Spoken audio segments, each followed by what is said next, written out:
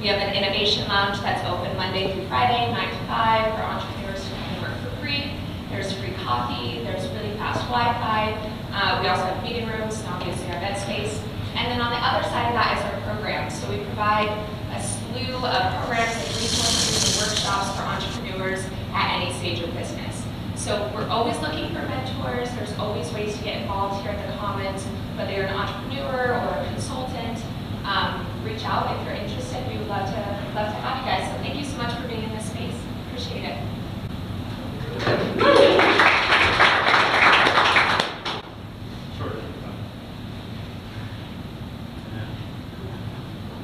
All right, stop, collaborate, and listen. Twigs is back with a brand new edition of radical collaboration. This is what we're doing here, guys. Stop. I mean, I got the whole song and I was like, don't do it. Thank you all for being here today. My name is Vicki Davis. That is the amazing Anna Burrell. She's my business partner. We are Twiggs Co, and we are absolutely honored and humbled and so excited that you guys are here to be radically collaborative with us and start to figure out how we can work each other into each other's proposals and start to unify corporate social responsibility, businesses that care, sustainability, nonprofits, government, because everything really feels very fractured. We're doing amazing work, but we're trying to get everything together because, you know, sometimes the world is literally on fire. The layout of today is going to be, Anna is going to give a brief talk on how Twiggs Co defines radical collaboration. And then really the meat and potatoes of this event is to have breakout sessions. It's going to be quite intimate and lovely, which is great, so we can actually have a little bit more time to collaborate. And so I think there's 25, and so there's seven facilitators. I don't know, math, I'm from Florida, we'll figure it out. I can't count. After Anna finishes her conversation, then we're going to do the breakout sessions. Each session is going to be 15 minutes. And essentially what we're going to ask you to do is tell us what you do, the pain that you solve, and the people you're trying to reach. So are you trying to reach CEOs, are you trying to reach tech companies, are you trying to reach businesses, $5 to $10 million, whatever that is. And then our facilitators will help facilitate the conversation so that way we can understand how to start to collaborate, like where our overlaps happen, right? So everyone's going to tell us what you do, the pain you solve, and we have some worksheets as well. And then how we overlap, and then the next steps to collaboration. So there's going to be 5 rounds of 15 minutes, and then hopefully you're going to come out here, because it is really intimate, you're going to come out with some really great connections of like how you can start to incorporate other people into your proposals. With that being said, I'm going to hand it back to Anna. Would you like vanilla ice? I'm good. Thank you, Vicki. Turn on the whole song. All right, well, welcome. Thank you guys for coming and playing with us. You're not having fun with what you're doing. It changes the dynamic completely. So Vicki gave a little bit of a precursor to this, but we are Twiggs Co. Basically what we do, our impetus of how we started is I've had a really interesting opportunity to sit in the boardrooms of very large companies across the world, and I've noticed a lot of really interesting things. It's a very fragmented world. We have this competitive, scorched earth kind of mindset, and sustainability just kind of makes sense. A triple bottom line approach gives you a deeper connection and a conversation with your stakeholders. And your stakeholders are the people who actually influence, the people and things who actually influence and who are actually influenced by your business, otherwise known as your customers, your employees, your suppliers. And so I've spent my life learning about basically just how the world works in business, and I noticed that companies who did sustainable things lasted longer. They did better business. They had a better brand to them. Brand is that feeling that you have after you leave a conversation with someone. company. That's your brand, truly. I looked into sustainability consulting as a whole, and what I noticed was a lot of fighting. People were forgetting the purpose of the exercise, which is to move business and to move the world into a better, more sustainable place.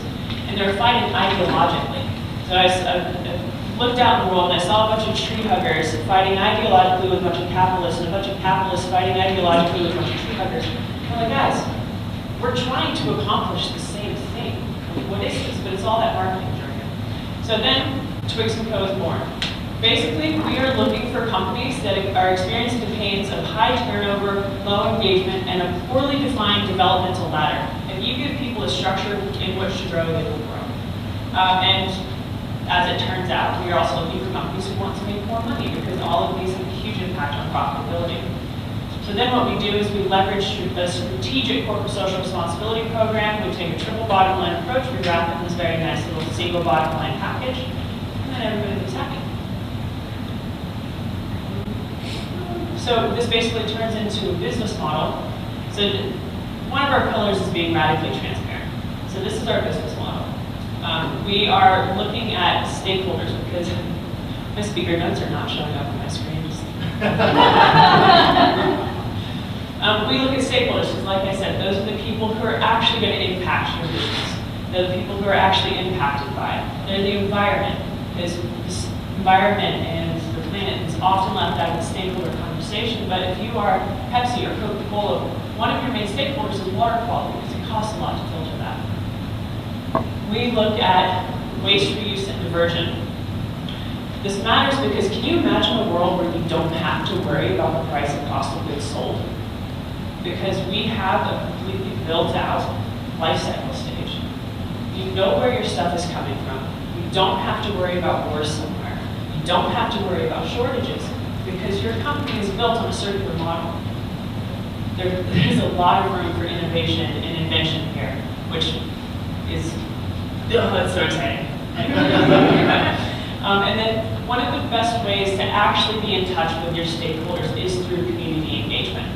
Do you want to know the state of your environment? You start looking at what are the health rates of children and old people. They are the most susceptible to changes in your environment. So if you are,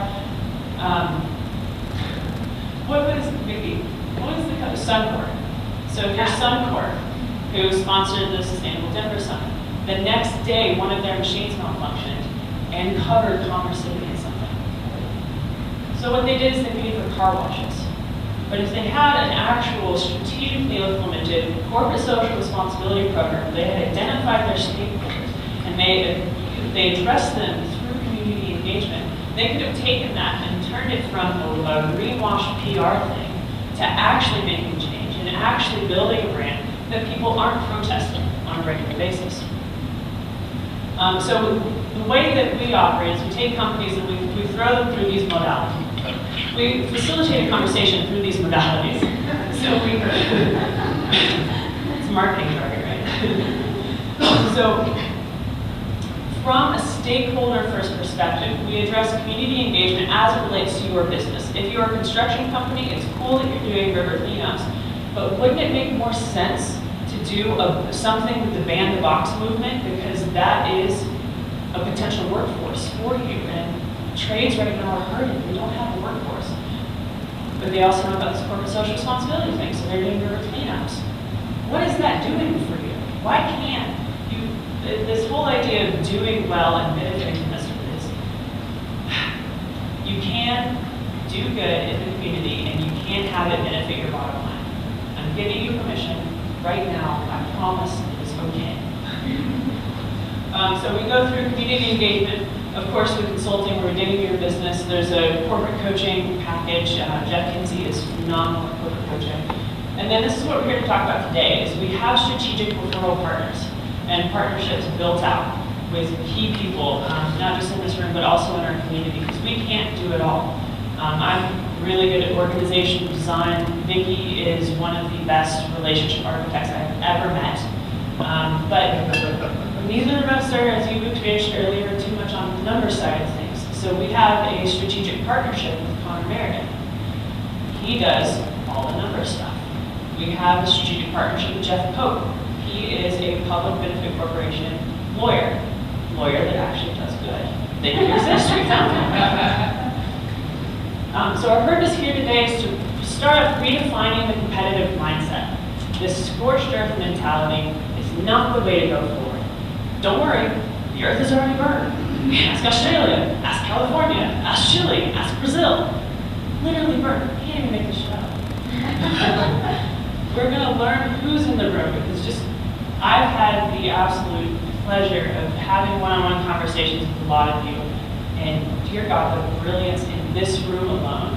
If we wanted to take over the world together, we absolutely could, but we have to use strategic partnerships, write each other a proposal, something. So we're here to figure out who's in the room, figure out how can we fit together, where are our services complementary, and then define the next steps for radical collaboration. All right, what is this radical collaboration work that we keep talking about? Radical collaboration goes a step farther. So this is what you get when you take the competitive mindset and you wash it with an abundance mindset.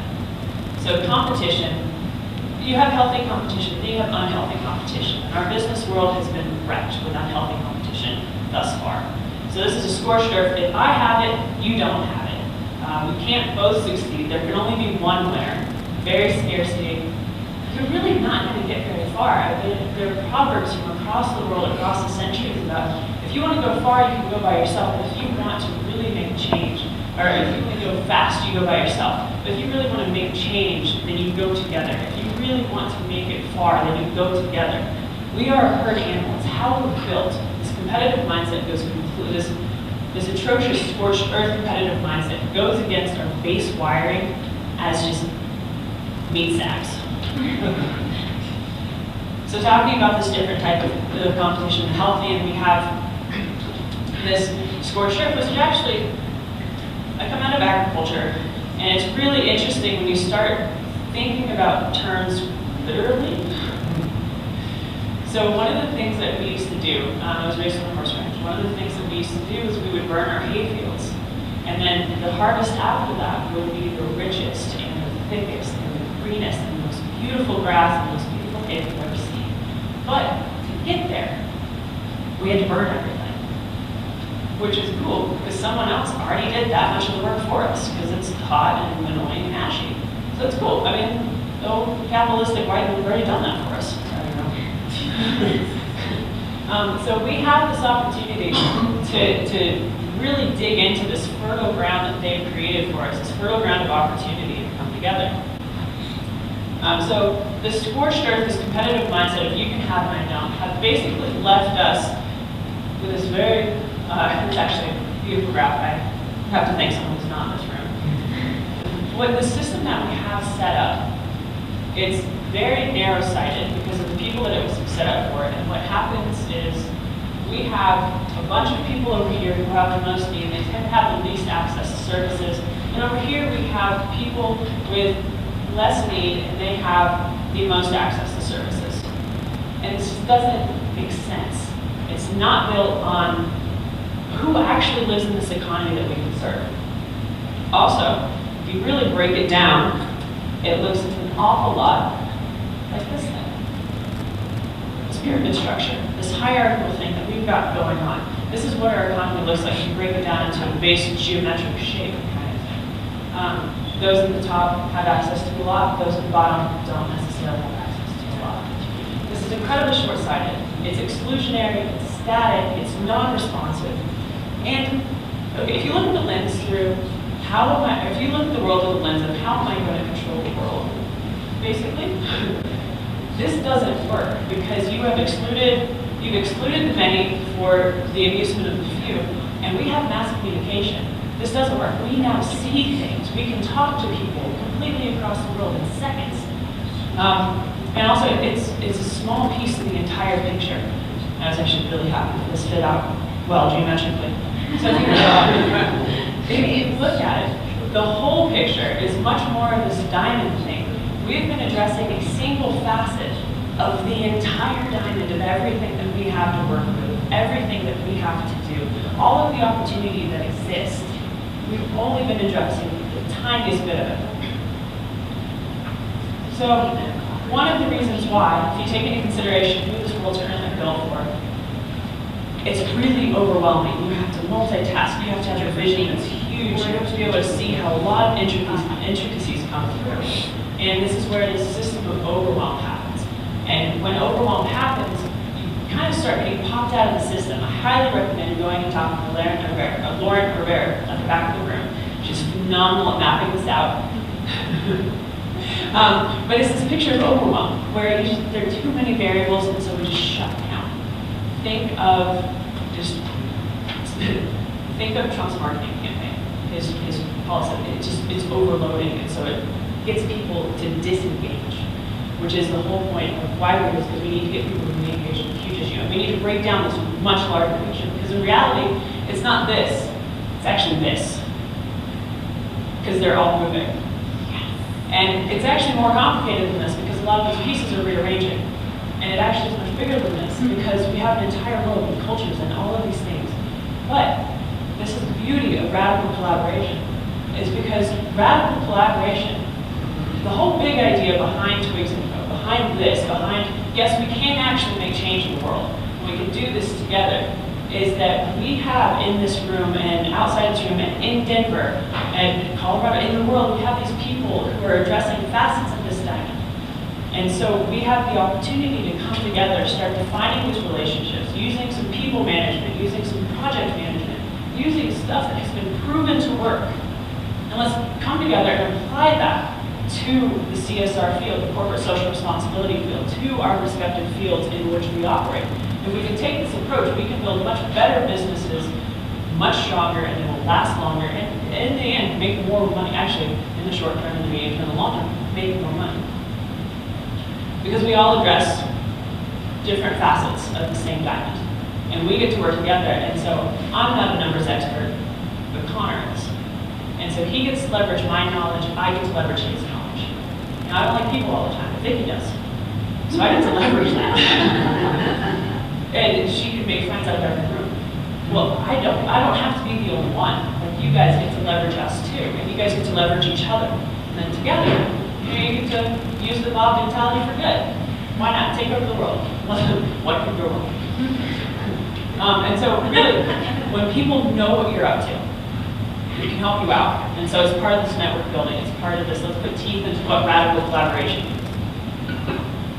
So, now in the words of Prince, let's get radical.